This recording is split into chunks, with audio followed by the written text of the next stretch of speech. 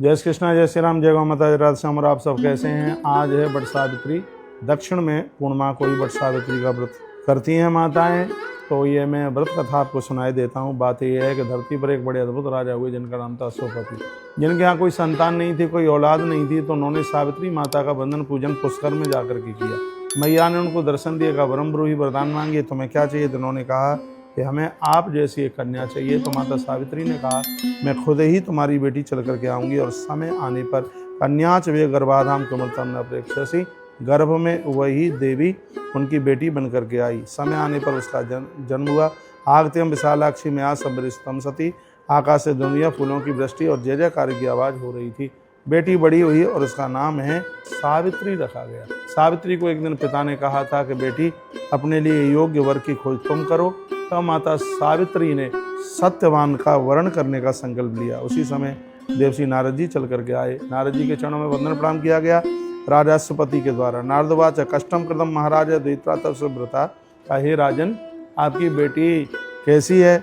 मुझे लग रहा है कोई कष्ट में तो नहीं है। कहा नहीं गुरुजी, मेरी बेटी बिल्कुल ठीक है। कहा बेटी तो बढ़िया है, तुम्हारे लिए एक हो दोष हो मानस गुणाना प्रतिष्ठति, बस एक ही दोष मुझे दिखाई दे रहा है तुम्हारी बेटी के अंदर कि इसका पति जो इसको मिलेगा साल के बीच में उसकी मृत्यु हो जाएगी। ये देवसी नारद जी ने कहा। अश्वपतिर्वाचा अन्यम वर भद्रम ते वरम सावित्री गम्यताम, तो क्या मैं अपनी बेटी का विवाह किसी दूसरे वर के साथ में कर दूं? तब सावित्री ने कहा नान इच्छामि हम ताता मना सापी वरम प्रभु। कहा पिताजी, तर्कस से निकला हुआ बाण छूटने पर वापस नहीं आता। धीर पुरुषों के मुंह से निकली हुई बात उसको झुटलाया नहीं जा सकता। गुरुजी ने तो 1 साल की बात कही है। भामर पड़ते ही यदि मेरा सुहाग उड़ जाए तो भी मैं विवाह अब इसी राजकुमार के साथ करूंगी जिसका वर्ण तुमने किया है। ये अब वचन अलग नहीं हो सकता। विचित्तम मनसा पूर्वम वाचा पश्यान मच्चरेत, ये मैं वचन मन वचन और कर्म से ये बात मैं कह रही हूँ। तत्पश्चात समय हुआ और विवाह संपन्न हो गया। राजा सत्यवान अपनी गृहिणी सावित्री को लेकर के चले गए। यवनों ने उनके पिता के राज्य को हड़प लिया था। तो वन में एक वृक्ष के नीचे सत्यवान रहते थे। सत्यवान पे ब्रह्मण से तथा पत्यान विनंदिता, सत्यवान तो एक ऋषियों की तरह अपना जीवन जी रहे थे। पत्नी को प्राप्त करके उन्हें बहुत आनंद हुआ और वह रोजाना वन में लकड़ी जा करके काटते और उस लकड़ी का विक्रय करके वह अपना परिवार चलाते। समय आने पर वही समय आ गया।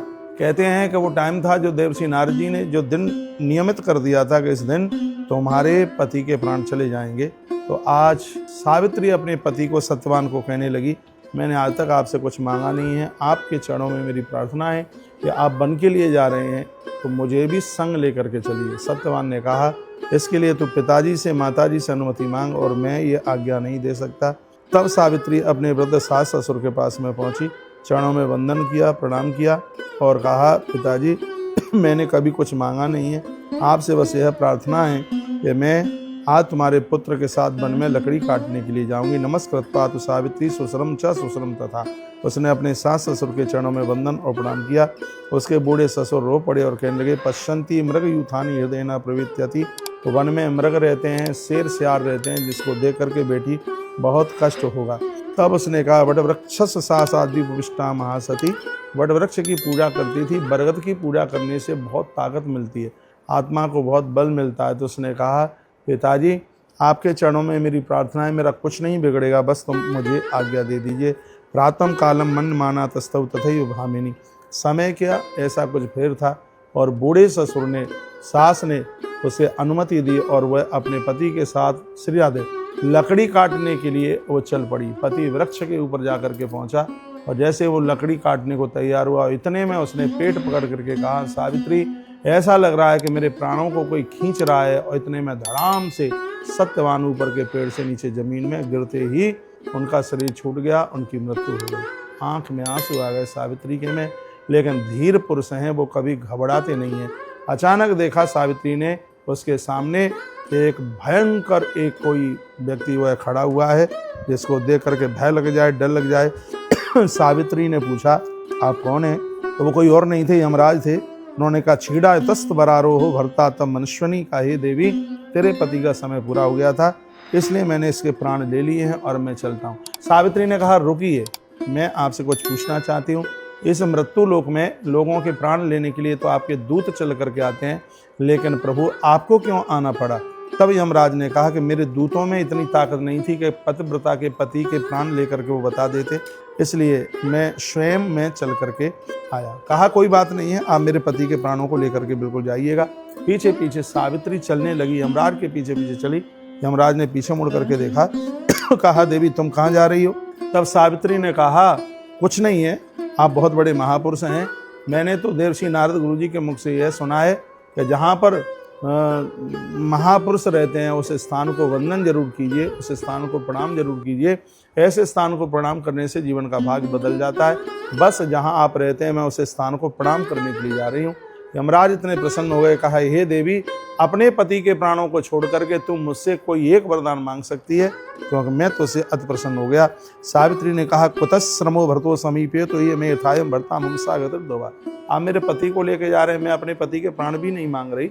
यदि आप मेरे ऊपर प्रसन्न हैं तो बस मेरे सास ससुर अंधे हैं।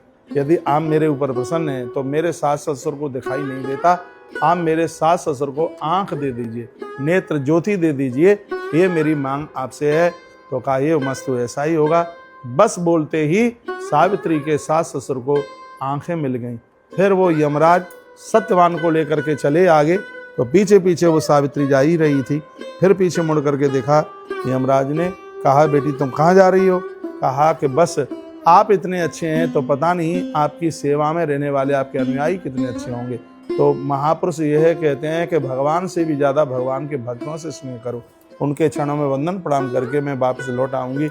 यमराज की आंख में आंसू आ गए। कहते हैं तो बहुत बड़े किसी धर्मात्मा की तू बेटी है, मेरे बस में नहीं है, नहीं तो तेरे पति को मैं जिंदा कर देता।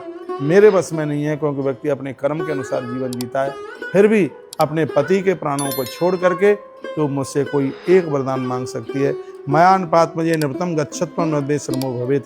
मैं राजा की बेटी हूँ, इसमें कोई संशय वाली बात नहीं है।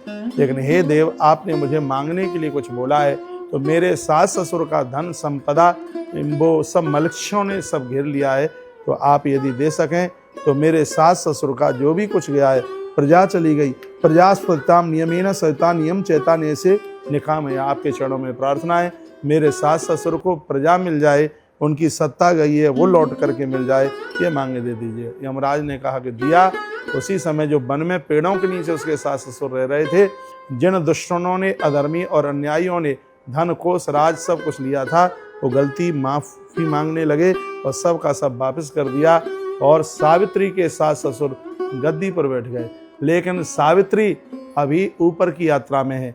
दो जन ऐसे हुए हैं जो यमराज के धाम तक पहुंचे हैं। एक का नाम है नचिकेता, जिसकी कथा वेदों में आती है, और दूसरी है सावित्री, जिसने डायरेक्ट सीधे संवाद किया है। सावित्री और यम का संवाद सबको पढ़ना चाहिए। श्रीमद् देवी भागवत के 11वें 9वें स्कंद में कथा को 9, 10, 11, 12 इन स्कंदों में बड़ी अच्छी कथा देवी भागवत की है। तो ये 9वें स्कंद में कथा बहुत विस्तार पूर्वक कही गई है। लेकिन मैं आपको जो कथा सुना रहा हूँ, मैं महाभारत के माध्यम से कथा आपके बीच में रख रहा हूँ, और इसमें कुछ प्रसंग मैंने गणेश पुराण का लिया है, उसमें भी इस कथा का वर्णन किया गया है। आइए अब हम आगे चलते हैं। 2 वरदान सावित्री ने ले लिए, लेकिन इतने पर भी सावित्री पीछे लौटी नहीं। आगे आगे यमराज, पीछे पीछे सावित्री चल रही है। तत्पश्चात फिर मुड़ करके देखा, कहा देवी तुम कहाँ जा रही हो? कहा संतो ही सत्येन नयंती सूर्य सत्तो तृपिताम धारयंती। कहा कि सत्य के द्वारा सूर्य तप रहा है, सत्य के द्वारा धरती टिकी हुई है, सत्य के द्वारा ही हवा चल रही है। मेरे अंदर कोई इस प्रकार की कोई दुराग्रहता तो नहीं है। आपको अधिकार है मेरे पति को ले जाने के लिए, आप बिल्कुल ले करके जाइए। लेकिन मैं आपके उस दरबार में पहुंच रही हूँ जहाँ न्यायी को न्याय और अन्यायी को जहाँ कठोर दंड दिया जाता है। वो स्थान कितना पावन, कितना दिव्य होगा। ऐसे स्थान पर कुछ क्षणों के लिए आंख बंद करके मैं बैठना चाहती हूँ। आंख में आंसू आ गए यमराज के में, और यमराज ने कहा देवी मैं तो तेरे ऊपर इतना प्रसन्न हो गया हूँ, अपने पति के प्राणों को छोड़ करके तुम मुझसे एक वरदान कोई और मांग सकती है। तब सावित्री ने कहा हे देव, यदि आप मेरे ऊपर इतने ही प्रसन्न हैं तो मेरे कोई भाई नहीं है, मैं बिना भाइयों की बहन हूँ, तो आप यदि दे सकते हो तो मैं आपसे 100 अपने भाई मांगती हूँ। आप मुझे 100 भाई प्रदान कराने की कृपा करें।